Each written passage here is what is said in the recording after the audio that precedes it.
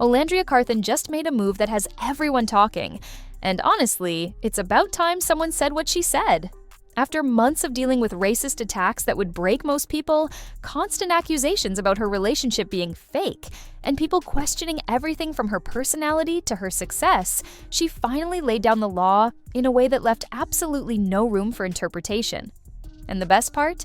She didn't just defend herself. She flipped the entire narrative and proved exactly why she's been winning this whole time, while her critics have been stuck refreshing their screens looking for something to complain about. We're breaking down what she said, why it matters, and how this response is actually a masterclass in handling public scrutiny. If you've been following this story, or you're just here for the tea, stick around because this gets good. Let's set the stage real quick for anyone who's late to the party. Olandria Carthen, also known as Bama Barbie, walked into Love Island USA Season 7 in June 2025 and immediately became one of the most talked about contestants in the show's history. She's 27 years old from Alabama, and before anyone tries to reduce her to just a reality TV personality, let's be clear about something. She graduated from Tuskegee University with a degree in logistics, materials, and supply chain management. That's not some easy major you coast through. Before the show, she was working as a sales professional at Otis Elevator Company. She came into that villa with her career already established, her education in place, and a level of confidence that clearly made some people very uncomfortable from day one. On the show, she coupled up with Nick Vandenberg, a pairing that fans immediately started calling Nicolandria. They made it to the finale and placed second, which in Love Island terms is still a massive win. But what happened after the show is where this story really begins. The couple didn't just fade into obscurity like some reality TV contestants do, they became what CNN literally called a cultural phenomenon. By late 2025, Olandria had over 2 million Instagram followers. In December, they landed on the cover of Glamour magazine. She signed with Digital Brand Architects, which is owned by United Talent Agency, after interviewing 15 different management companies. She wasn't desperate, she was selective. And the brand deal started coming in from NYX Cosmetics, UGG, Reebok, Amazon, Microsoft, Vaseline, and a whole list of major companies. She walked runways during New York Fashion Week. She spoke at Harvard Business School. This woman went from reality TV to building an actual empire in less than a year. But here's where it gets dark, and this is the part that makes what she just said so powerful. While all of this success was happening, Olandria was dealing with some of the most disgusting racism you can imagine. In late June and early July 2025, right when Nicolandria was taking off, someone created a meme that photoshopped her face onto George Floyd's body. If you don't understand why that's horrifying, let me explain.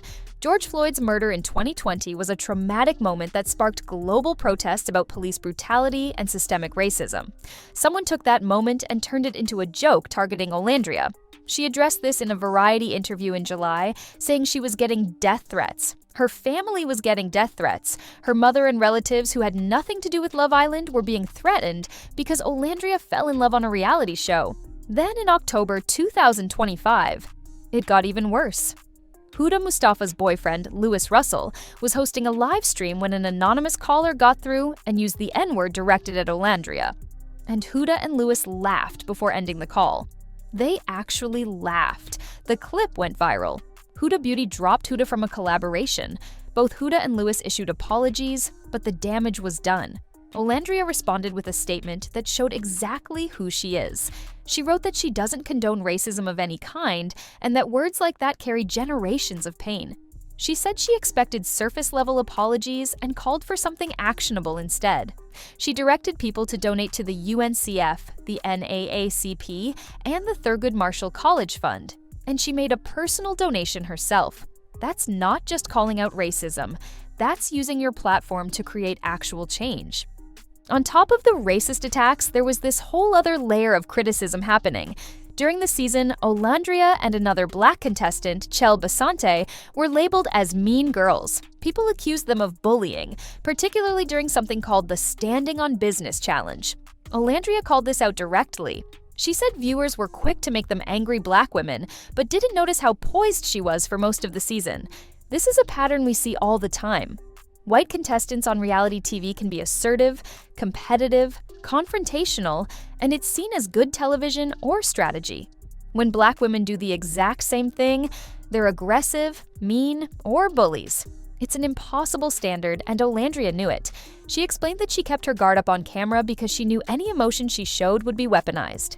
Cry and you're dramatic. Stay composed and you're cold or fake. There's no winning. So that's the context. That's what Olandria has been dealing with for the past year.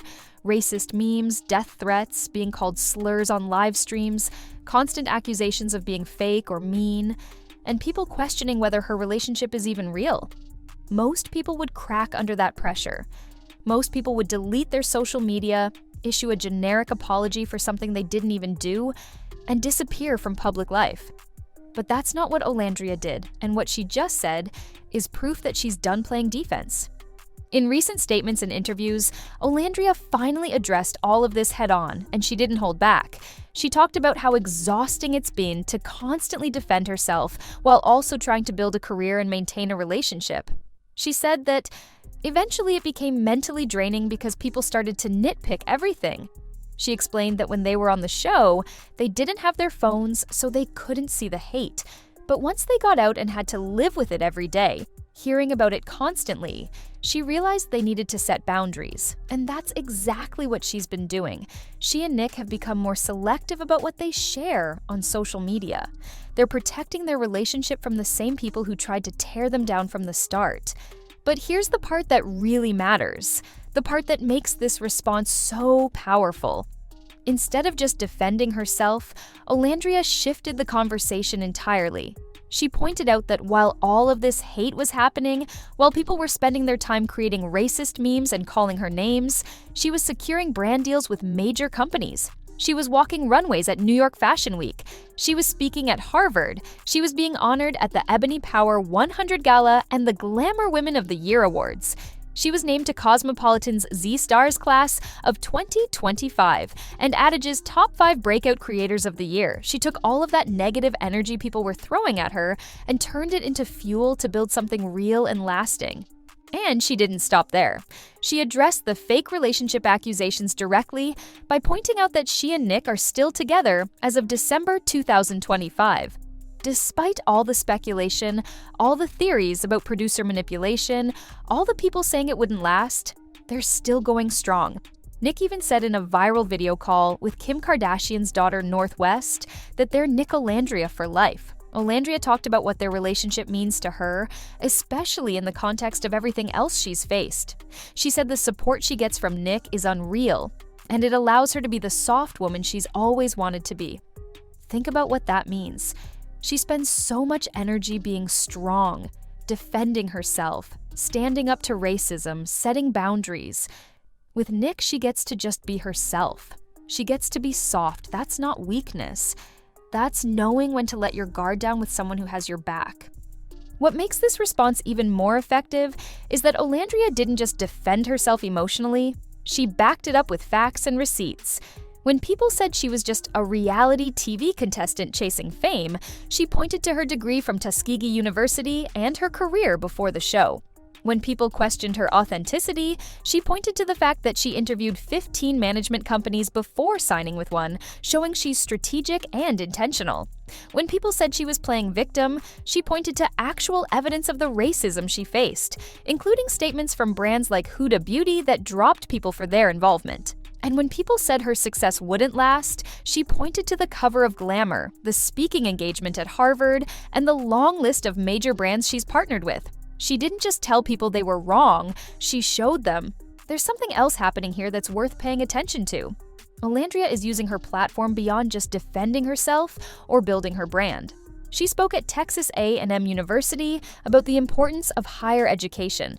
She spoke at ZCon in Los Angeles about building a better digital future. She spoke at Harvard Business School about leadership, authenticity, and navigating professional spaces as a Black woman. These aren't just appearances for a check. She's sharing her experience and knowledge with young people, particularly young Black women who see themselves in her story.